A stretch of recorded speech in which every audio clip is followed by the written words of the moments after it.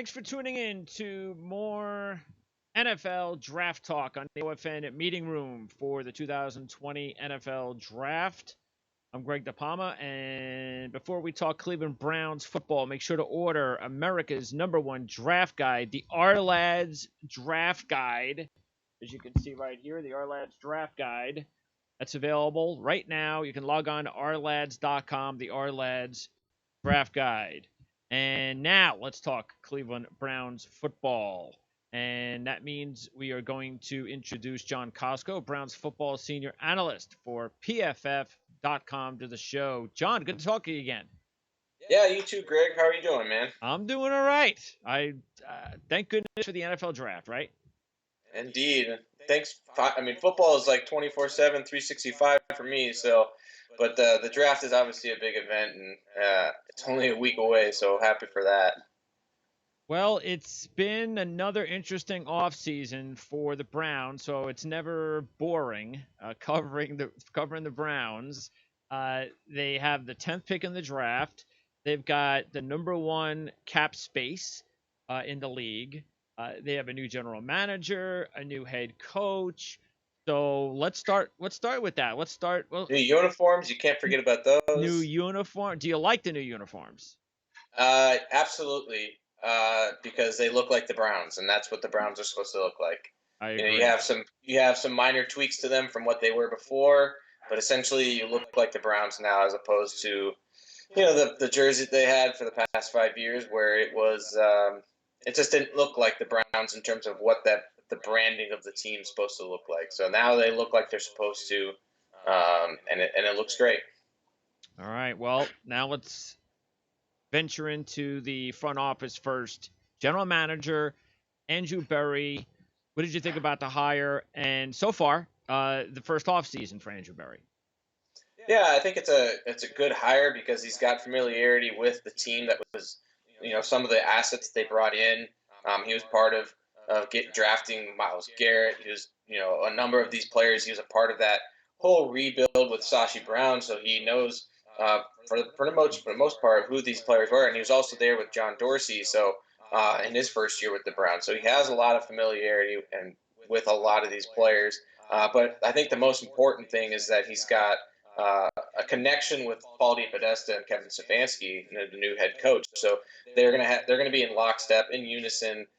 They're on the same page, as opposed to what the Browns have been for a number of years now, where the general manager and the head coach haven't been hired together. It was one or the other, and they were trying to have a marriage, a match made where it wasn't a match for them, and it was the owner maybe had been trying to force a marriage together. So now it's all cohesive, and they should be in lockstep with each other. Obviously, the results are what matter for that, and so far this offseason, I think what you've seen from what he's done is that he's attacking the positions that matter, and what the positions that the Browns have needed. Obviously, they were low on their offensive tackle positions. They went and got Jack Conklin, who is arguably the best offensive tackle available in free agency, to shore up one side of the line. Austin Hooper, while you might say he's overpaid in terms of what he can do from his production standpoint, he fits perfectly into the scheme that the Browns are going to be running with Kevin Stefanski, and so he's going to be a really good addition for the team there. And then a lot of the other additions that they've made with Carl Joseph and Kevin Johnson, these 1 year deals, Andrew Billings, another player, all these 1 year deals where it's going to bolster the roster and needs that they have of giving depth and also maybe potential quality starters. Um, and it's going to, you can get out of those types of contracts, obviously, with a 1 year deal really quickly, and you're not breaking the cap to get there. Yeah, matter of So fact, Claiborne, who was just recently signed, got the 2 year deal. He's like the first defender, free agent defender, to get a multi-year deal, right? yeah, exactly, and it's still cheap at, I think it was like max of $6.5 million. So really, when you look at across the board of what he's done, he's attacked the needs of important positions of the Browns that they need, and even with the lesser important positions like a linebacker position, where at PFF our numbers have shown that the linebacker position is not quite as important, obviously, as like the secondary, maybe an edge rusher, but those positions you do need quality players, at least to get you into an average production. And BJ Goodson is a guy that can get you to that. So all these the moves that he's made have been obviously great. That the Browns are not forced to make. Well, they don't have two offensive tackles now. They have to go offensive tackle number 10. Well, it's likely that they do that, or they whatever they do in the draft. With I think it's most likely to trade back, but um, they don't have to stick to needs. They can take the best available A- player available. And what about that cap space? Is there something that they can still or maybe want to do with what they have left this offseason?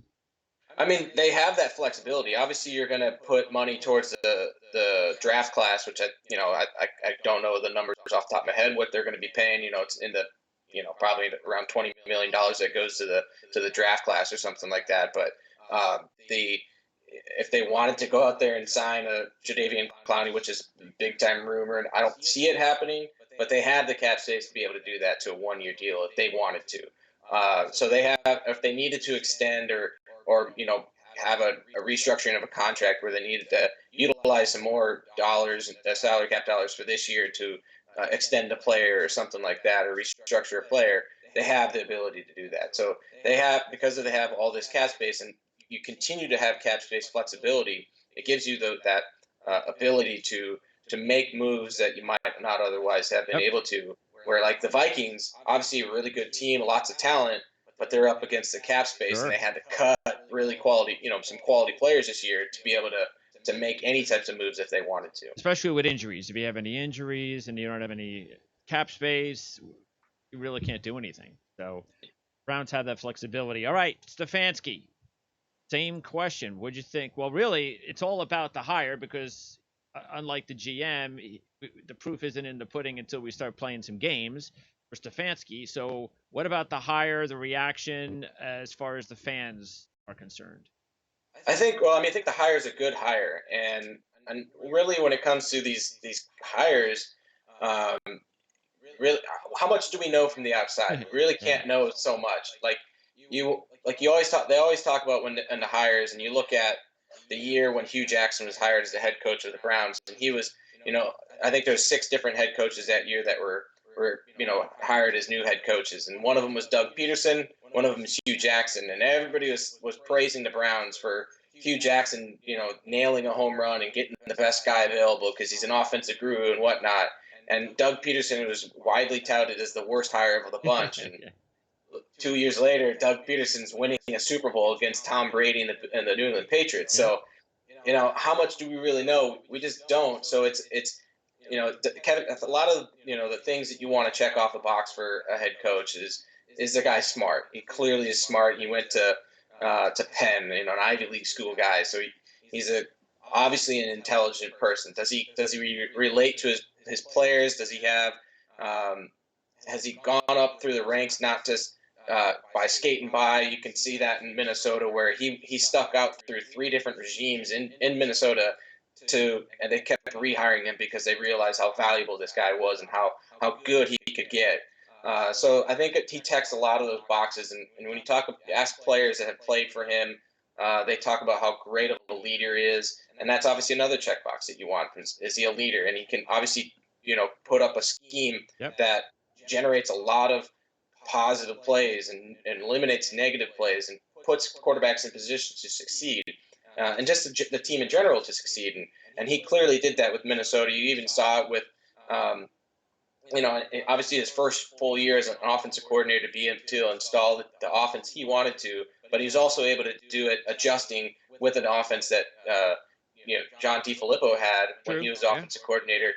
He was promoted as an offensive coordinator after he was fired. He adjusted his offense to better suit the players and was able to get those guys play at a higher level than what they had shown throughout the season up until that point. So he's able to adapt, and he's also able to implement his own scheme. And I think with his organizational skills and the leadership and just his smarts, this is a good hire. And even though might not be the flashy hire of going for Josh McDaniels, who obviously was the flashy hire if had that been happening. So this is a really good hire, in my opinion. I think he's going to, uh, especially with the fact that now the GM was brought in because of the head coach, and those guys are going to work together. and they have a good relationship, and they both have the same type of mindset. And I think that really kind of will lend itself to a successful run for these guys. Yeah, not only does Barry Stefanski and Di Podesta have Ivy League ties, but more importantly, they it seems like now they're all in on the analytics game. And has that how have they has and we've seen. I mean, Brown was an analytics guy, but have they ever been in this much sync before with their top leaders as far as analytics? No, they haven't been in sync, and that's part of the problem. When Sashi Brown was hired as the GM or the executive vice president for the for football operations or whatever, he was obviously it was going to be a shift to the analytics and the more data driven approach. But then they brought in Hugh Jackson, who's the epitome of a football guy, and he's not that type of guy. So he thought that also with that they were looking at doing a full rebuild. Obviously, when you strip it down to the studs, what they did, and looking to completely start anew and build up a bunch of assets with all the trades that they did in that first draft. Hugh Jackson, that was not the way he wanted to run his football team. He wanted to get in the best players as possible and win right now. And so that was an issue then, is where they clashed. And so with them clashing like that, they weren't on the same boat. Yep. Now with Kevin Stefanski and Andrew Barry, they're both in the same boat. At least it appears to be from the outside, and I would have to assume that to be the case in terms of how they went about this whole process. But Yes. I think it's the first time in a long time, probably since Jimmy Haslam took over ownership of the Cleveland Browns, that the management all throughout the top, from top to bottom, are all on the same page. It's no more of a mismatching of identities and personalities. They all think alike, Yep. and they have the same type of approach. And they're gonna have obviously disagreements. There's going to be Sure. disagreements amongst player evaluation, or what players, obviously, like what players are better, or like Hmm. maybe even just minor things like how certain things should play out in terms of an organizational, like how should we approach this task in the building or whatever. But because they think alike, and they have that good communication, they're going to be able to work through that type of stuff. Well, that's the thing. I mean, you can all think alike and be on the same page, and that's great. It doesn't guarantee success, but it does guarantee failure if you're not in sync and all together. That's been the problem with the Absolutely. Browns over the years. So at least there's a little bit more hope as far as that's concerned. Let's start breaking down the depth chart. Start on offense. I start with the offensive line because Joe Thomas is such a big figure here. Obviously, he's gone. They haven't been able to replace him yet. It's only been a couple of years, so there's more than enough time. There's been talk of Trent Williams, and is that still a possibility? That you mentioned it does seem like a natural fit if the Browns are at 10 that they're going to go with a left tackle. So what do you think? What's your best guess on how the Browns are going to handle that left tackle situation? Well, I think at left tackle, they're probably going to draft somebody. I don't see them bringing in Trent Williams unless it's for really cheap in terms of asset, because then they would have to pay him because he wants to get paid. And I just don't see them. They're already paying Joel Bitonio, J.C. Treader, and then they just gave a big contract to Jack Conklin. So you have those three guys on your offensive line. You're not about to spend another big time contract on your offensive line at the left tackle position. Obviously, left tackle position is the most important position on the offensive line. Even obviously that's been like the this assumed thing on the offensive line. The left tackle is most important, but our data actually does play that out, that Yep, it I've is the seen most that. Yep. important. But right tackle is still very important. It's almost as important as that left tackle position. So, they paid it to Jack Conklin because they needed to shore up one of those sides. And obviously, with Jack Conklin being the guy that was available there, in that you didn't have to spend draft capital on, he was a logical choice. So with this in the draft, it depends. I think they like somebody at 10, and if that guy's not there at 10, they most likely trade back to maybe take their second choice further down, while also gaining some assets in the draft, because they're not a team that's probably going to reach for a player and they'll recognize what the value is of, say, obviously it's a big smokescreen that's going on right now is Ezra Cleveland. Um, he's a guy that I see as a round two prospect. There's True. a lot of, but I think he's a guy that with his athleticism, that somebody like the Browns would really love as a prospect. But there's no, I don't see any scenario of them trading or taking him at 10 if they No. say they are in love with Tristan Wirfs, because obviously the athleticism, they might love that from the Yeah. offensive tackle position. And So and and Wirfs, and if you do like Cleveland and you're saying, okay, we'll trade down, we'll get Cleveland later. There's no guarantee he will be available later. And if he's taken by another team, now you're really in trouble. So it's a gamble. it's a gamble, but I think that what it's always a gamble to take any player. I think because there are so many swings and misses in the NFL draft that there's a lot of uncertainty, and we don't know. We might think we know that these guys are really, really good. Like right now, there's a whole bunch of people that love Andrew Thomas and think he's the best tackle prospect that they've seen in a decade or something like that because of he played at Georgia and he played in a pro style system and he grades really well in our system and stuff like that. But maybe he's not as good as we all think or something like that. There's issues Absolutely. with his Sure. there's issues with his technique. He needs a lot of work with his hands. He still has developing to do. If he was such a good prospect, there wouldn't be this debate of who the top offensive tackle position is Yep. player is in his draft. So there's a ton of uncertainty with this, and the best thing a team can do if they don't have a quarterback that they need to take in the draft is actually just to trade back I agree. because teams are they are so they are so sure about what they think they know that they will trade a lot of assets to move up in the first round to get their guy, and that guy might not pan out. And And desperate. The and desperate, desperation of exactly. finding that franchise quarterback. Yeah. Desperation of finding that franchise quarterback, or thinking that they're one player away from making it to the Super Bowl and, Sure. and being a contender or something like that. Yep. There's a lot of that desperation. Yeah, because the Jets are So in the same boat, right? At 11, looking for a left tackle. That's the same thing that I'm talking about with Jet fans on our Jet show. And that's the thing that they have to decide too is what if the top three tackles are taken? Do they really like that number 4 tackle? If they're not sure, well, then again, I just like you think that they should trade down. But sometimes that's not so easy to do. And there's only maybe the Jets or Cleveland want to trade down, but maybe only one of them will be able to do it, and the other one will be stuck basically where they're at. So yeah. It's going to be interesting because of the fact that, like you said, there's 4 offensive tackles that are so similar talent wise. Every GM's going to have a different grade, a different opinion of them. We don't have any idea who's going to go 1 through 4, but I think we have a pretty good idea that all 4 will probably be off the board in the top 11 or 12. Yeah, I mean that's a very possible thing, and it's also possible that only one of them goes in the top 10. So it's one of those things where it's like we think it might happen, but players fall, and Sure. for whatever reasons Especially if that the we don't know. quarterbacks So go higher than we think, which right, is always right, going to happen. exactly. It's very possible we get 4 quarterbacks going the first 10 picks, Absolutely. and then you also have to place. And obviously Chase Young's going to go in the top, probably 5 or Yep. whatever.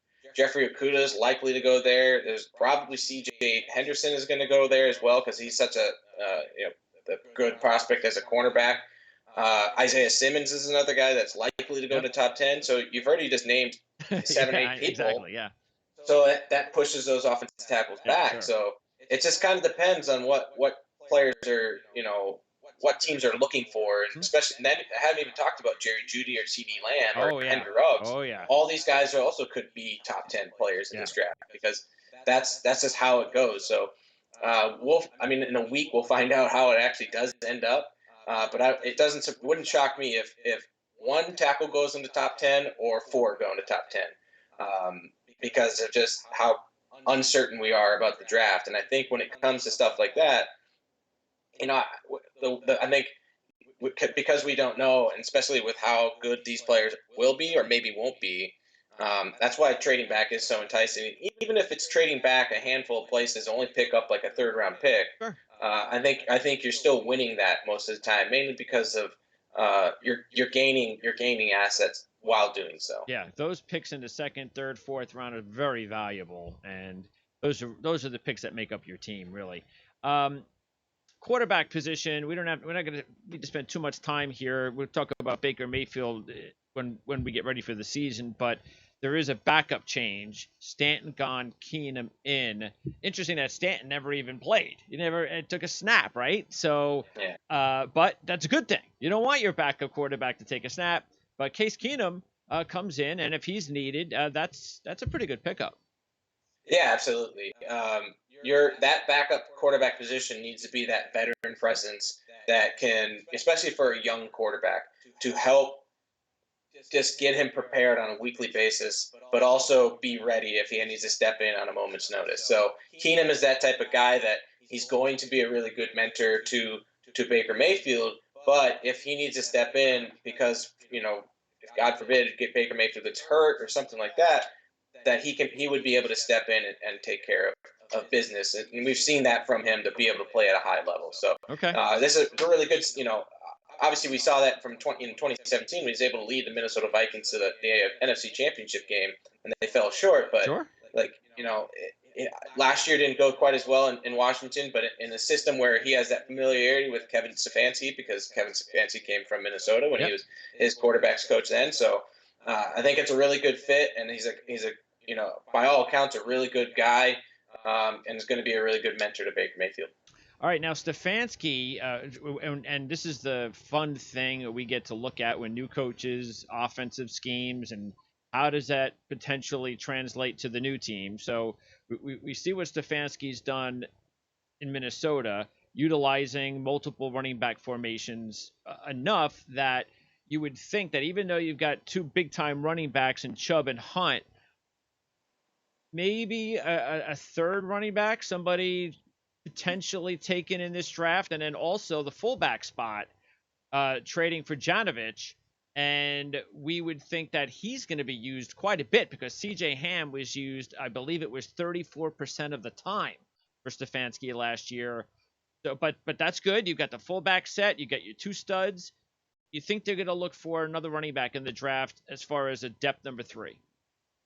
They might in day three. I don't foresee this regime and this front offense going with when you have a Kareem Hunt and a Nick Chubb. It's not a priority position at all, That's especially for true. that third running back position. So, Yep. um, and all the data says that you shouldn't spend high draft capital or high dollar on the running back position. You want to have obviously a versatile, skill set back there, and I think they might look at somebody if somebody falls to them in the day three, late day three or something like that. But I don't see them really targeting being a position of target that they see. They might have a really high grade on a running back that falls to the fifth round, and then they might pull the trigger of Sure. that, and that might be a good value there. But especially with this regime and just the data that they're going to use, all the data screams that you probably shouldn't take a running back in the first 3 rounds of the draft. Okay, what we also know about Stefanski's offense regarding the tight end position,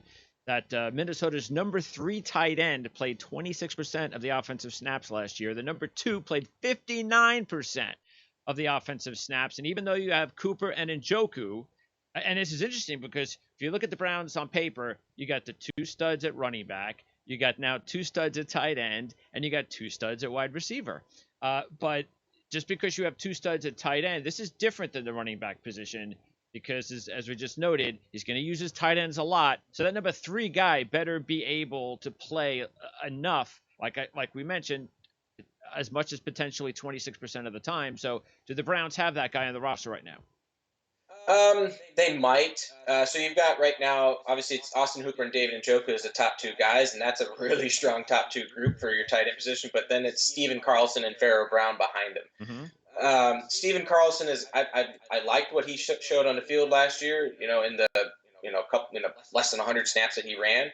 Same with Pharaoh Brown. There's some stuff that you can work with there. But I think that they're going to look to try to add another player, probably through the draft.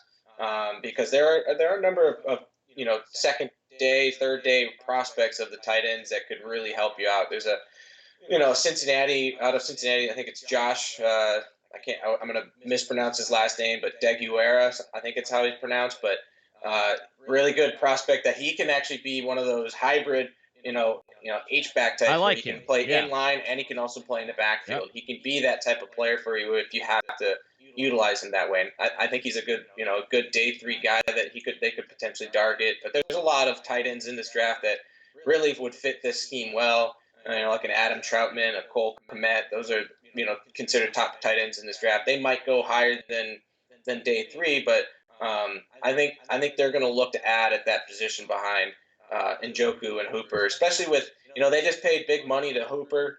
I don't know if they're going to then extend Njoku beyond this year. They might pick up his fifth-year option. That still hasn't been done yet, but you're probably not going to invest a whole bunch into that position long term with multiple assets, and so they probably are going to look to add a guy in the draft and hope eventually probably replace Njoku, even though he's a really good player. Love the cat in the shot right behind you.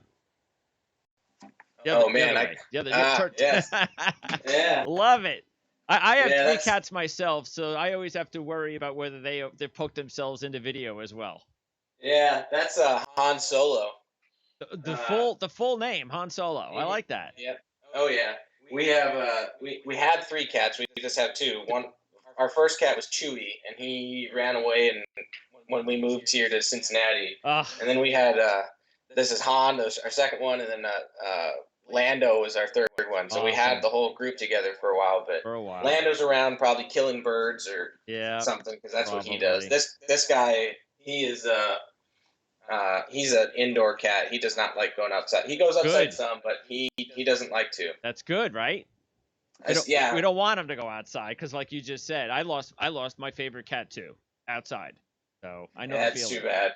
Mostly they can take care of themselves, but because we just moved here, he's probably unfamiliar with the new area. Exactly. It's exactly what happened to me. I was moved into the new area in North Carolina, and one day he just wasn't there anymore, and it just devastated me. But yeah, what are you gonna do? Yeah, it's too bad. All right. So with the tight end situation and the multiple running backs, that means the receivers you're not going to really worry too much about the number 3 receiver, which I believe was only used 18% of the time last year in Minnesota.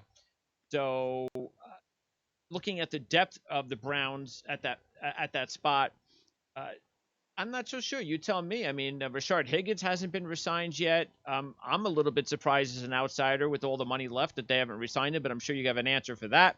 So I know this is a deep class of receivers, and maybe if the right guy falls on their lap, they'll definitely take a look, but it doesn't seem like it's a necessity, is it? Well, it's what's interesting about how Minnesota used their receivers is I think that was more out of necessity rather than just purely the scheme that Kevin Stefanski wants to run. He didn't have the talent, you're saying. Well, so you had Stephon Diggs and Adam Thielen, but Thielen was hurt half the year. Yep, you're right. So with Thielen hurt half the year, like they're definitely lacking for talent, especially with the depth. Treadwell is obviously not a wide receiver prospect that panned out for them. BC Johnson ended up being their third receiver, and so like they I think out of necessity they basically just loaded up on in the heavy sets in the 12 and 21 personnel packages. So we'll have to wait and see how the Browns attack it. But I do think that with how deep this wide receiver class is, they would be silly not to at least address it at some point in this draft. Mainly because it's like, there's all these projections out there saying that there could be as high as 7 first-round talent in this draft class, and then it doesn't even just stop there. It just keeps going and how good these guys are. So I bet you that they will attack for the third receiver position in this draft, and they might double up on it because of how deep this class is. And it doesn't, you look at obviously Odell Beckham Jr. and Jarvis Landry are two of the best in the NFL, with OBJ obviously as clearly a top 5 wide receiver when healthy. They still are going to be very expensive moving forward. So you have to eventually try to find one of their replacements, and they both are coming into this offseason with surgeries. They both were injured, so they maybe are you going to have them fully healthy for this year? I think they need to address that third wide receiver position at least to give themselves some insurance. DJ Montgomery is a guy that was a big time standout in preseason and training camp last year with the Browns. That's on the roster, but then he got hurt, so he was on the IR all year long. He's a guy that might, kind of emerge with the Browns. Rashard Higgins is a guy that I do really like, and he has good chemistry with Baker Mayfield. I'm not really sure why he hasn't been signed yet. Maybe he's asking for too much, and it just hasn't panned out for him yet. But with him not signing this late, I could see them bringing him back on a 1 year prove it deal for pretty cheap. So Okay. It'll be interesting to see what happens with it. I think they're probably going to attack it at least once in this draft with how deep it is, and especially with the top two guys. A little bit of uncertainty of how healthy they're going to be going into training camp, and they're going to need that position to be strong. And by the way, before we switch over to defense, I guess I have to ask you about OBJ and the trade rumors. So, do you believe any of it? And is that also a reason to maybe draft another receiver, just in No, case I at don't some buy it. point? Don't buy it at all. And you look at too also the quotes that are coming out of Berea with, Paul DePodesta said that this is completely fabricated, and another source that was unnamed or whatever said it was completely false. So I don't believe it at all. He was involved with he was going to be involved with the new uniform shoots that weren't able to be done because of obviously the coronavirus that's going on and the pandemic. But he was involved with the unboxing of the uniforms just yesterday. So Okay. I don't see it as a. I think it's a fabricated. It's just like smoke. Okay. It's not actually truth because there isn't really a reason to trade him unless you're getting a pretty fantastic haul. A guy and he's on a pretty reasonable contract Mm-hmm. for a top wide receiver, especially with his talent. When he's healthy, he is dynamic and easily a top 5, if not a top 3 wide receiver in the NFL. Okay, on defense, let's start at the secondary. And the team has been searching for a slot corner for a few seasons now, so I would think that would be high on their list. A couple of 1 year deals to a couple of safeties they brought in, Joseph and Sendejo, so I would think that maybe some depth at safety as well. But is that slot corner position the number one priority for the Browns in the secondary?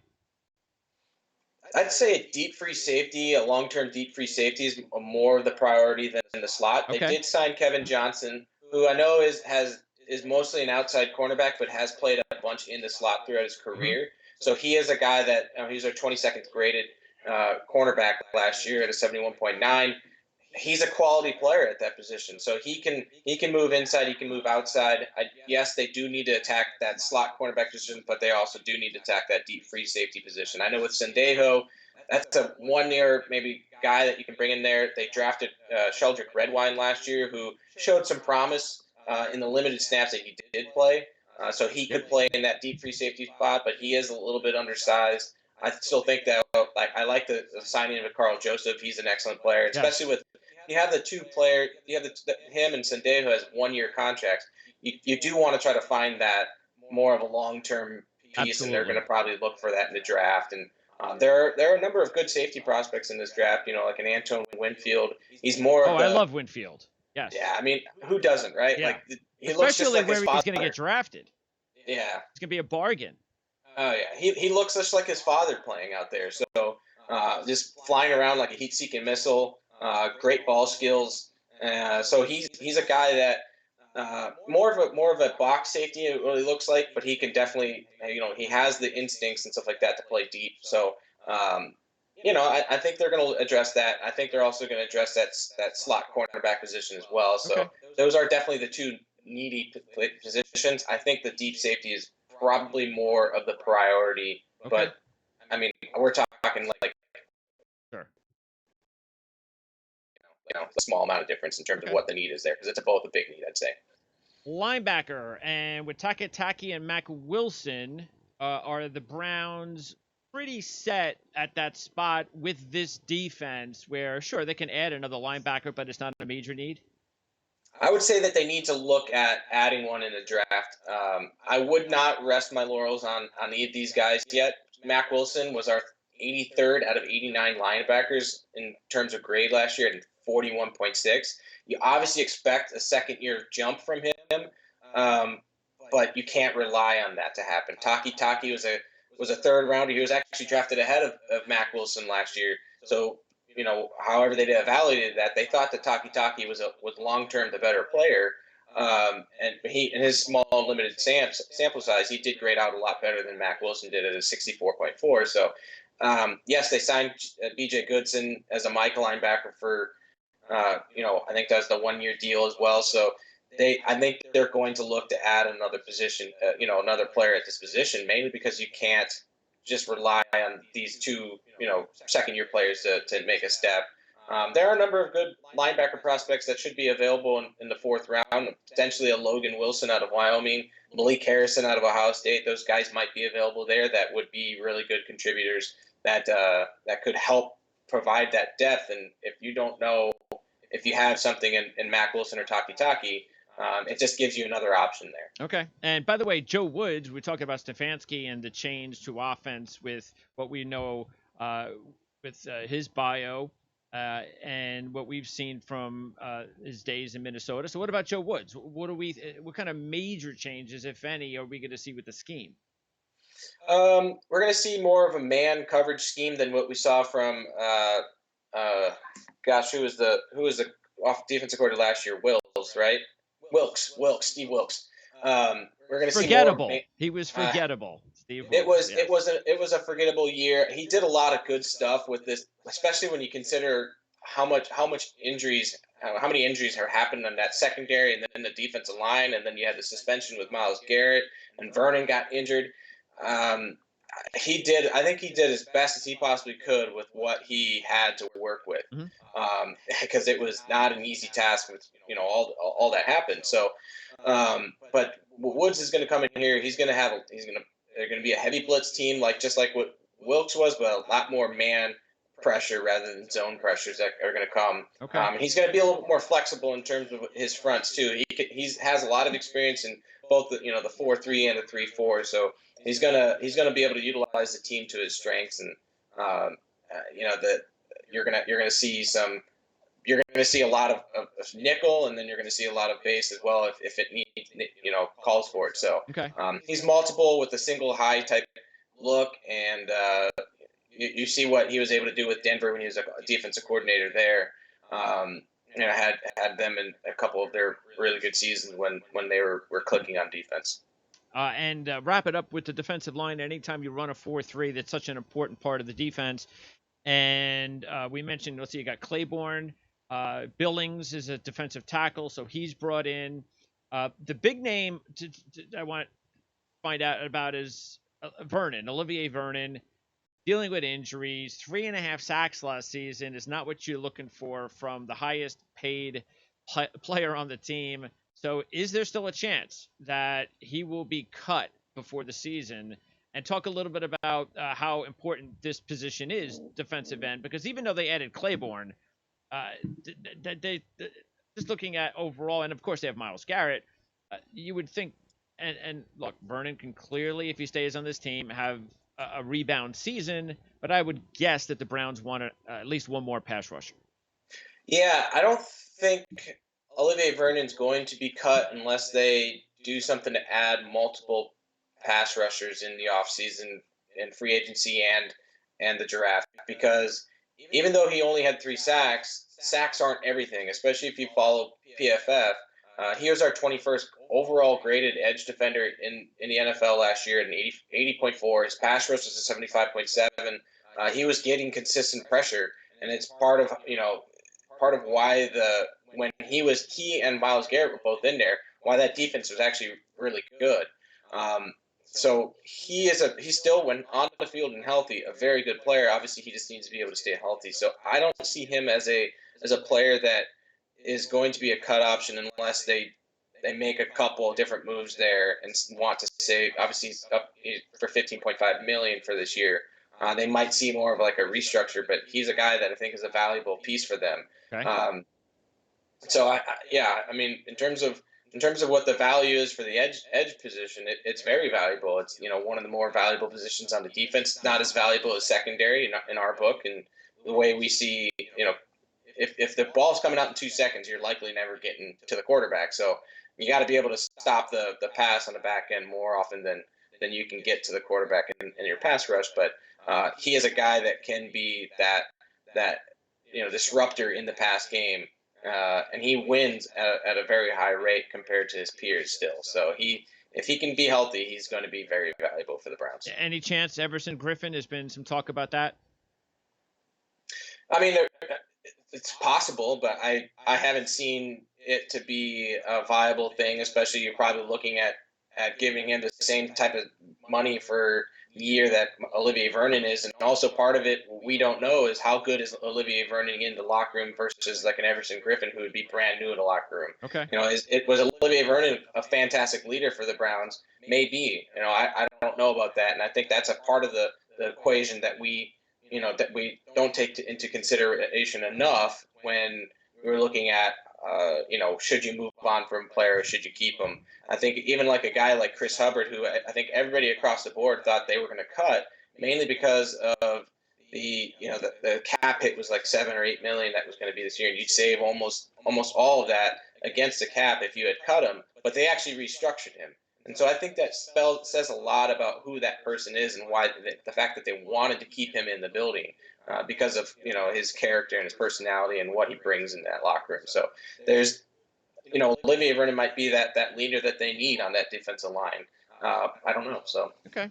Let me ask you then, if your best guess, 10th pick, what are the Browns going to do if they stay there? If they stay there, it's either going to be the offensive tackle because they found their offensive tackle that they want, or any particular offensive tackle. I think they like Tristan Wirfs or Andrew Thomas best there.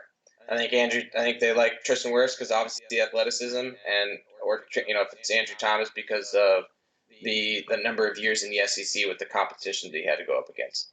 And if not offensive tackle, Isaiah Simmons or cornerback or wide receiver, like C.J. Henderson if he's available.